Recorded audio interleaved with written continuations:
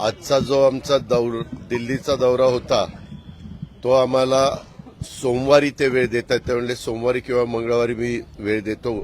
5 गोष्टीच्या करता आम्ही काल कॅबिनेटमध्ये चर्चा केली. मुख्यमंत्र्यांनी, उपमुख्यमंत्र्यांनी, आम्ही सगळ्यांनी.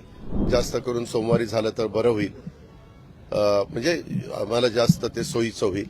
तर ते म्हणलेच ठीक आहे, सोमवारी वेळ देण्याचा मी हे करतो, वेळ देण्याचं काम करतो.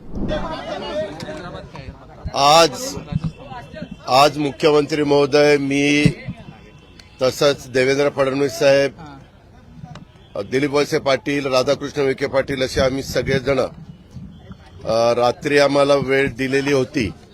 परंतु आत्ताच त्यांचा निरोप आला की आज काही महत्वाची कामं त्यांना निघाली. त्याच्यामुळं आजचा जो आमचा दिल्लीचा दौरा होता तो आम्हाला सोमवारी ते वेळ देत आहेत. त्यामुळे सोमवारी किंवा मंगळवारी मी वेळ देतो. मला शनिवार रविवार जरा दुसरी महत्वाची कामं निघालेली आहेत. त्याच्यामध्ये 5 गोष्टीच्या करता आम्ही काल कॅबिनेटमध्ये चर्चा केली. मुख्यमंत्र्यांनी, उपमुख्यमंत्र्यांनी, आम्ही सगळ्यांनी.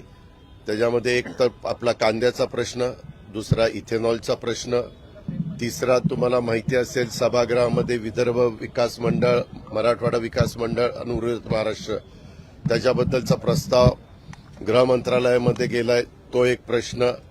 असे 5-6 प्रश्न आम्ही त्याच्या संदर्भामध्ये घेतलेले होते आणि त्याप्रकारे त्या 5-6 प्रश्नाच्या निमित्तानं आम्ही गृहमंत्र्यांची भेट घेणार होतो. पण आता तुम्हालाही माहिती आहे की शनिवार रविवार सुट्टी असते, तर सोमवारी जाऊन त्या संदर्भातला ते म्हणले सोमवार किंवा मंगळवार. आम्ही त्यांना म्हणालो की जास्त करून सोमवारी झालं तर बरं होईल, म्हणजे आम्हाला जास्त ते सोयीचं होईल. तर ते म्हणलेच ठीक आहे, सोमवारी वेळ देण्याचा मी हे करतो, वेळ देण्याचं काम करतो. अशा पद्धतीनं ते झालेलं आहे. त्याच्यावर आज आमचा ते दिल्लीचा जो काही दौरा होता तो दौरा आता ह्या गोष्टीमुळं आम्ही पुढे ढकललेला आहे. बाकीच्या बाबतीतली कामं तर काल जवळपास 26 ते 27 विषय कॅबिनेटमध्ये घेतले गेले. बहुतेक तुम्हाला माहिती आहे की 4थं महिला धोरण आपण ह्या राज्यामध्ये लागू केलेलं आहे. फार विचारांती केलेलं आहे. पहिलं 94 ला आलं होतं, दुसरं 2004 ला आलं होतं, तिसरं 2014 ला आलं होतं आणि 4थं आपलं आता 2023 ला आलेलं आहे. त्याच्याबद्दल त्या खात्याच्या मंत्री आदिती तटकरे सभागृहाला पण अवगत करतील. पण त्याच्यात खूप चांगल्या चांगल्या गोष्टी राज्य सरकारने घेण्याचा निर्णय घेतलेला आहे आणि इतर पण अनेक महत्वाचे विषय हे कॅबिनेटच्या निमित्तानं त्याला मान्यता देण्यात आलेली आहे. छत्रपती संभाजीनगरमध्ये आज विद्यापीठ बंदचा निर्णय घेण्यात आलाय.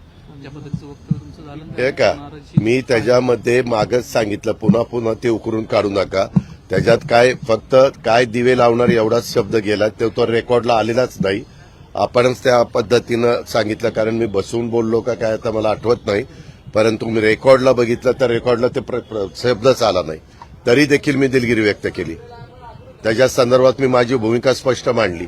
आता माझ्या विरोधक जे आहेत ते त्याचा बाऊ करण्याचा प्रयत्न करणारच. मी त्याच्यामध्ये असं काही आकाश पाताळ त्याच्यातनं एक झालेलं नाहीये.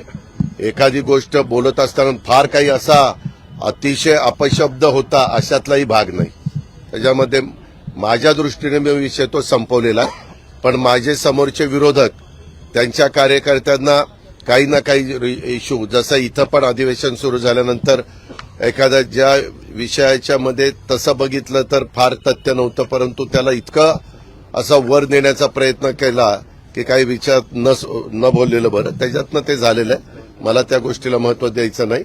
आपली परंपरा आहे, एखादी गोष्ट, एखादा शब्द जर वेगळा काही गेला तर आपण त्याच्यामध्ये दिलगिरी व्यक्त करतो, विषय संपवतो.